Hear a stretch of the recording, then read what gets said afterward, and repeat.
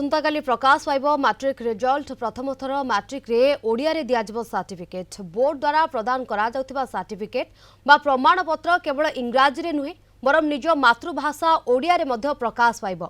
एहा केवल मैट्रिक क्षेत्र रे लागू हेबो। प्लस टू क्षेत्र रे विचार करा जाय नथिबा मंत्री कहिसंती। एही नुआ परिवर्तन द्वारा ओडिया भाषार प्रचार प्रसार हेबा सहित राज्यर लक्ष लक्ष छात्र छात्री और सेमानक अभिभावक माने बेस उपकृत होई परिबे।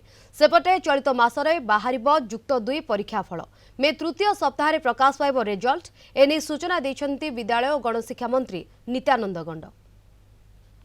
हाई स्कूल सर्टिफिकेट एग्जाम रो रिजल्ट 2026 रो आसंता काली 4टा बेलू बीएससी तार रिजल्ट प्रकाश करिवो। ये गोटे ऐतिहासिक पदक्षेप ये सरकार रे जे आमे आज निज मातृभाषा ओडिया रे भी आम छात्र छात्री मानक आमे तांकर सर्टिफिकेट आमे प्रदान करिवो। देखंतो आम तरफ रु आमे सबु बेले प्रस्तुत रहिछु कि जेमति कि ठीक समय रे आमे पिला मानकर परीक्षा फलाफल प्रकाश करिवु जहा कि पिला मानकर एडमिशन और अन्य क्षेत्र में कौन सी प्रकार असुविधा हम ना।